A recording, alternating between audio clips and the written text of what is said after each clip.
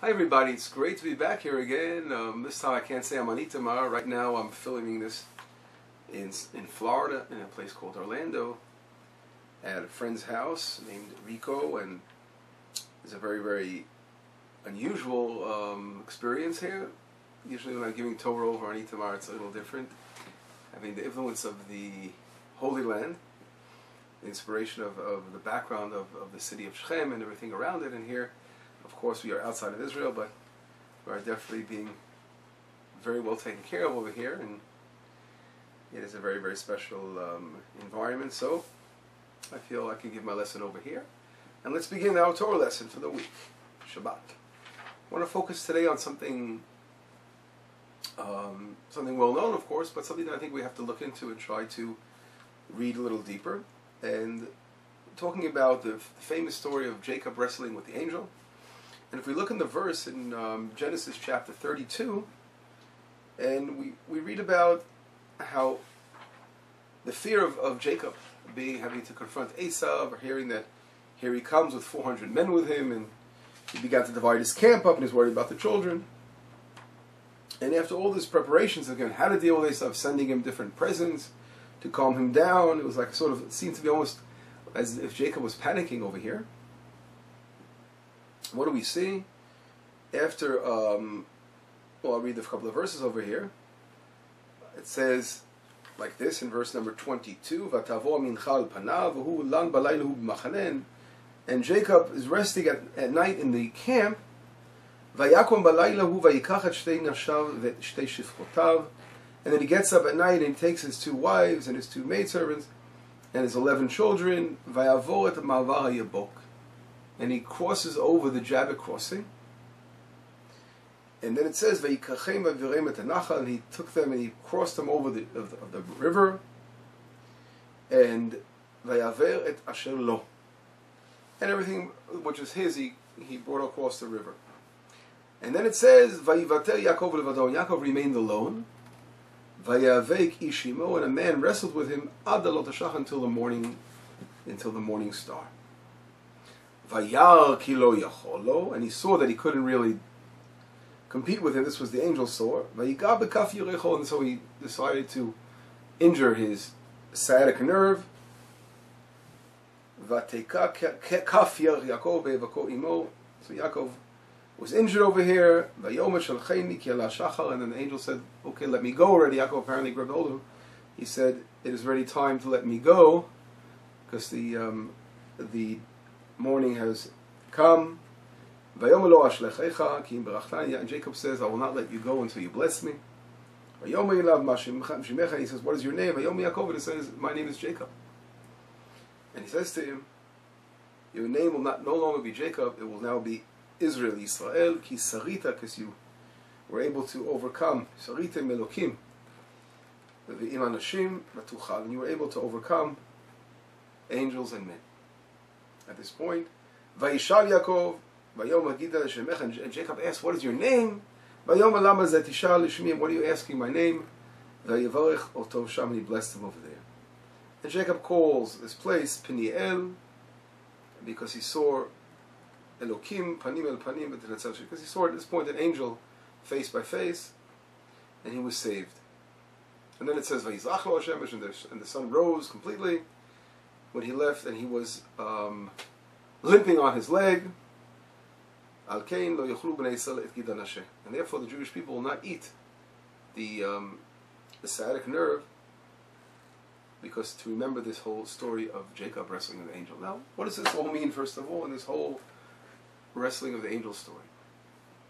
A little deeper insight. Well, first of all, a lot of times in our lives we have a lot of fears.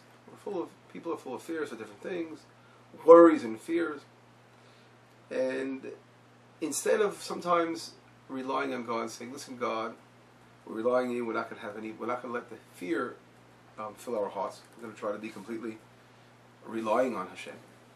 And what happens is, we try to too much get involved in day-by-day worries and current events that take our lives over, and we sometimes forget that there's someone up there running the show and taking care of us and guiding us in every way. And this seemingly is what happened to Jacob over here.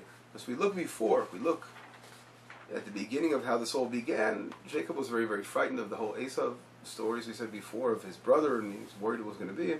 And instead of, he should have really relied on Hashem, saying, okay, Hashem will guide him through this whole thing. And therefore, because of this whole fright that he exhibited against his brother, then God actually brought this angel, the wrestling with the angel. Now, what does this represent? Wrestling with the angel refers to the spiritual battle that a person really has to go through before he can cope with something in this world. A lot of times we don't realize that. A lot of times we think that we're dealing with the physical universe only, and we forget that we are dealing with spiritual and much greater than the physical. What I'm referring to is that there is nothing that happens in the physical world without a spiritual parallel existence that takes place first. And if we are behaving properly, we're doing the right thing, and then we are building positive spiritual energy which will affect us on this physical world. And when Jacob was full of fear against his brother Esau, so he actually brought upon himself this whole spiritual war of this angel that he wrestled with, and of course eventually overcame that battle. When Jacob actually wrestled with the angel, he was wrestling with the angel of Esau. And he was overcoming those negative spiritual forces that were created by the fear that he exhibited against his brother, instead of relying, of course, on Hashem. Of course, there's a tremendously high level who could be like Jacob, of course. But there's no doubt that that whole spiritual battle that took place was something that eventually led to the victory, that yet Jacob was able to overcome the evil forces. And not only that, his name was actually changed to Yisrael, which means he reached a much higher spiritual level. But the minute he actually overcame that spiritual battle against the Esav, against those evil forces exhibited by Esav and everything that he represents, then we see immediately afterwards, which is amazing, and Jacob lifts up his eyes, and there immediately he sees his brother Esau coming together with 400 men, and then he divides the camp up. And what happens is, Esau, instead of biting Jacob, which he wanted to do, and hurting his brother Jacob, it ended up kissing him. And of course it ended up turning into a happy event, and sort of like almost a nice meeting between the brothers, etc., which was a result of the real war that he actually did already. Was the spiritual war. And when he won that spiritual battle against the forces, the evil forces, he was able to easily breeze through this whole meeting with Esau. And then we see, of course, how he succeeds so well in having his brother placated over here, and even says, I will catch up to you when you go to Seir, where he used to live, of course. That's where Esau lived. And our rabbis say, we don't see Jacob ever catching up to Esau. We don't see it ever happening. Where does that take place? And well, it happens, our rabbis teach us this will happen at the end of days, when the time comes towards the redemption process will take place. Then that last battle between Esau, the evil force of the world, against Israel will take place, and we will overcome. And that's really, so I think the lesson we can learn from here again is building our spiritual energy and always working on our fears and our flaws that we have, and relying on Hashem and saying that we can do the work, the spiritual work. The spiritual work we do, we will overcome our physical difficulties and challenges that we have in this world.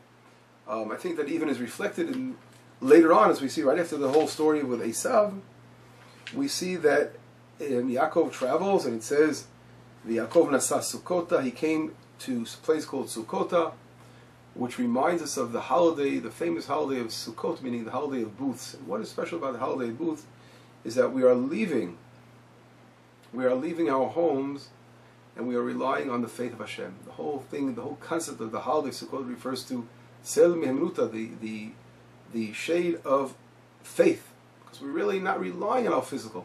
We're leaving the physical home, and we're dwelling in a spiritual existence within our sukkah, and a very, very shaky physical existence, put it that way, and everything to show there's an emphasis on the spiritual.